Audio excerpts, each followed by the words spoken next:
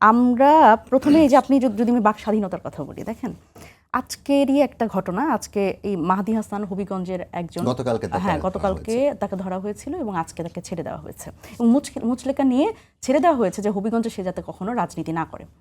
এখন দেখেন তার ব্যাপারে এই যে আইন শৃঙ্খলা বাহিনীর যে এক ধরনের পারসেপশন যে সে কি নিয়ে রাস্তায় নেমেছিল, লোডশেডিং, এই জ্বালানি সংকট, এই জিনিসগুলোর প্রতিবাদে সে রাস্তায় নেমেছিল। এখন তার ব্যাপারে একটা দেখেন পারসেপশন ডেভেলপ করেছে, তার এক ধরনের ভুল একটা বক্তব্য সে দিয়েছিল। দেখেন এই একই বক্তব্য, এই যে পুলিশ হত্যা এবং থানায় আগুন দেওয়ার এই একই বক্তব্য কিন্তু আমাদের ছাত্রদলের সভাপতি রাকিব ভাইও দিয়েছেন। এবং আমি যদি আরও স্পেসিফিকলি বলি, আরও একজন রিসেন্টলি দিয়েছে কিভাবে যুবদলের নয়ন ভাই সহ ঢাকা কলেজের ছাত্রদলের সভাপতি ওনারা দুজন মিলে কিভাবে করে একটা থানায় আগুন দিয়েছে, ঢাকারই যাত্রাবাড়ি। তো সেইখানে হচ্ছে মানে সেই বর্ণনাটা একেবারে পুঙ্খানুপুঙ্খভাবে দিয়েছে এবং উচ্ছ্বাসের সাথে দিয়েছে, তাকে কিন্তু ধরা হয় নাই।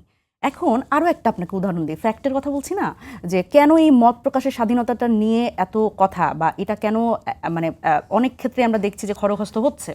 আপনি দেখেন 5 আগস্ট পরবর্তী সময় আপনাদের এই অনুষ্ঠানেই আমি বলে গেছি যে আমরা কোনোভাবে এটা চিন্তা করতে পারি নাই যে তরুণরা আসলে রাজনীতির সাথে যুক্ত হবে সে কখনো এটা চিন্তা করে রাজনীতিতে আসে নাই যে আওয়ামী লীগের আমল তো চলে গেছে।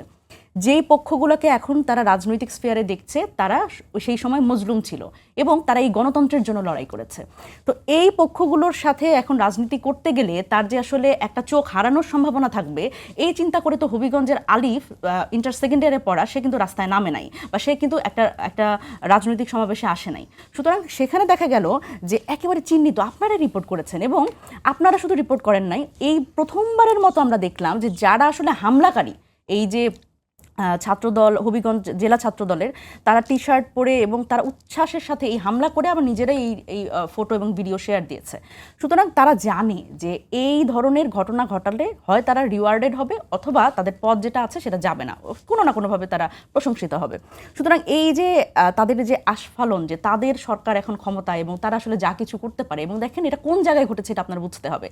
এটা হচ্ছে হবিগঞ্জ সার্কিট হাউসের মধ্যে এই হামলার ঘটনাটা ঘটেছে এবং আপনারা সবাই জানেন। সুতরাং এই যে মত প্রকাশের স্বাধীনতা, এটা আমি বারবার করে বলি যে ধরেন আমি সেই রাজনৈতিক কর্মীটা বাংলাদেশে যে সবচেয়ে খারাপ কথা বলি, সবাইকে গালি দিই, আপনি তারপরেও আমাকে হামলা করতে পারেন না।